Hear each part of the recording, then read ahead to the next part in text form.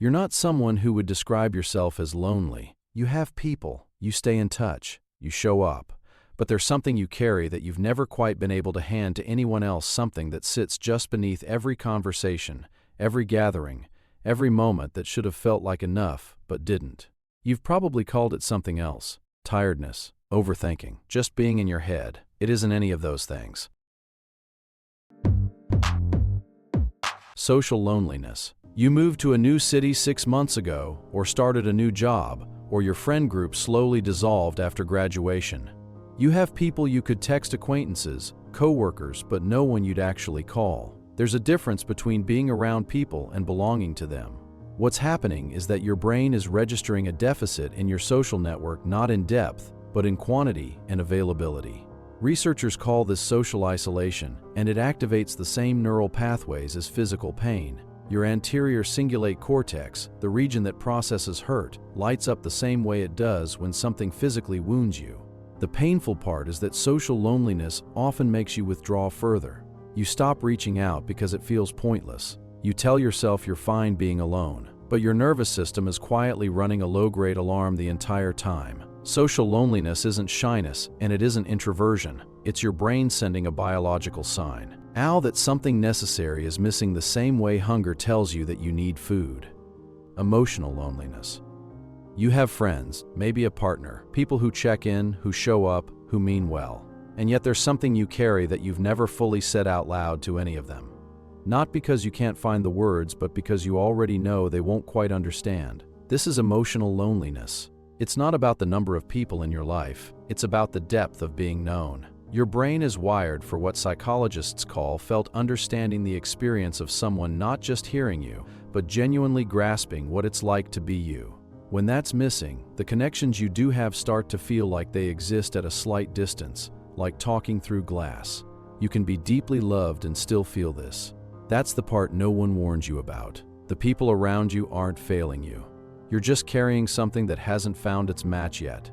Emotional loneliness is the loneliness of the almost understood, almost seen, almost not alone. Existential loneliness. It usually hits at night. You're lying in bed and something about the ceiling, or the silence, or just the fact of being alive in a body in a universe you didn't ask to be placed in it, all suddenly feels enormous and unreachable. No one can follow you into your own mind. Not really. Every experience you've ever had, you've had alone, from the inside. Existential loneliness isn't a disorder. It's a philosophical condition, what psychologist Irvin Yalom described as the unbridgeable gap between self and others. No matter how close two people get, consciousness remains private. Your inner world is yours, entirely, forever. Most people distract themselves from this their whole lives. The ones who feel it most acutely are often the ones who think most deeply, which makes it lonelier, not less. Existential loneliness doesn't mean something is wrong with your life. It means you're awake enough to notice something true about being human that most people spend a lifetime looking away for. Crowded room loneliness. You're at the party, the dinner, the family gathering. There's noise everywhere. Someone hands you a drink. People are laughing at something you didn't quite catch. And somewhere in your chest, there's a quiet, hollow feeling that doesn't match anything happening around you. This type of loneliness is particularly disorienting because there's no logical reason for it. By every external measure, you're not alone. But your brain isn't measuring the room, it's measuring resonance. It's asking, is there anyone here who actually gets me? And when the answer is no, the presence of other people doesn't fill that space. It makes it more obvious. Psychologists refer to this as the loneliness of non-belonging, your nervous system registering that you're physically present but socially invisible. It can happen in your own home, with people who love you. The cruelest version of loneliness isn't an empty apartment. It's a full room where nothing lands. Digital loneliness. You scroll, you like things. You watch someone's story, someone's life, someone's carefully assembled version of connection, and for a moment, it almost feels like contact. Then you put the phone down, and the silence is louder than before you picked it up. Digital loneliness is what happens when simulated social input replaces actual human contact without satisfying the need it was meant to fill. Your brain releases small amounts of dopamine during social media interaction, enough to keep you returning, not enough to feel genuinely connected. It's the neurological equivalent of eating something with no nutritional value. The hunger remains, Research now consistently links heavy passive social media use scrolling without genuine interaction to increased feelings of loneliness, particularly in people aged 16 to 35. You're consuming connection without receiving it. Digital loneliness is unique because it comes with the illusion that you're not lonely. You were just online for 3 hours. You saw what everyone was doing, and yet, self-estrangement. This one is harder to name. You're going through the motions of your own life, your routine, your job, your relationships, and somewhere along the way you stopped recognizing yourself in any of it. You can't remember what you actually want, what you actually feel, whether the version of you that shows up every day is you or just a very convincing performance. Self-estrangement is a form of loneliness directed inward, a disconnection not from others, but from yourself. Psychologists link it to prolonged inauthenticity, to living in ways misaligned with your actual values or identity, often without consciously choosing to. Over time, the self you present and the self you are begin to feel like strangers. It's subtle. It doesn't announce itself. It just shows up as a vague sense of absence, like you've been waiting for yourself to arrive, and you're starting to wonder if you're coming. Self-estrangement is the loneliness no one thinks to look for because from he outside, your life looks completely full. Grief loneliness. Someone is gone, a person, a relationship, a version of your life you thought you were going to have. The people around you were there at first, and then, the way it always goes, life continued for them. They stopped asking. They assumed you were healing. And now you're carrying something enormous in a world that has quietly moved on. Grief loneliness is the experience of mourning in a social context that has a very low tolerance for how long grief actually lasts. Research by grief psychologist George Bonanno shows that complicated grief can persist for years, but most social support withdraws within weeks. You're left holding something that others have stopped making space for.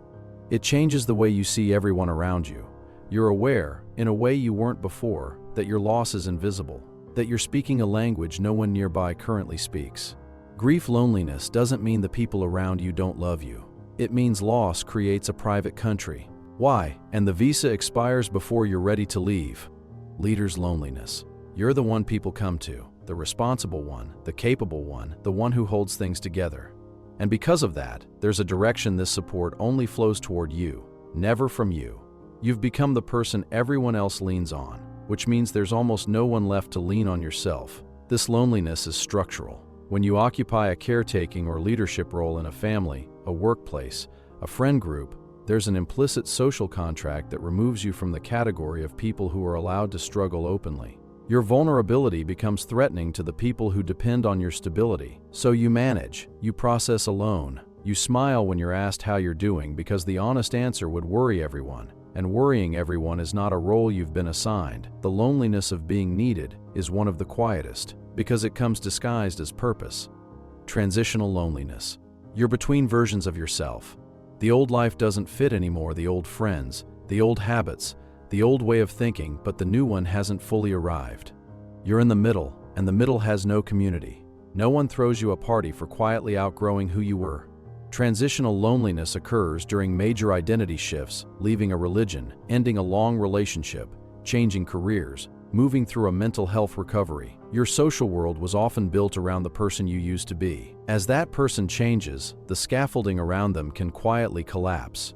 You might feel like something is wrong with you for feeling unmoored when, by some measures, you're growing. But growth doesn't come with an automatic social replacement. The new version of you still has to find its people. Transitional loneliness means you've already left somewhere without yet arriving anywhere. The distance between those two places is one of the loneliest. Stretching a person can cross. Post-achievement loneliness. You did it. The thing you spent months or years working toward, the degree, the promotion, the goal everyone around you knew you were chasing. And for about 48 hours, maybe less, it felt exactly like you thought it would.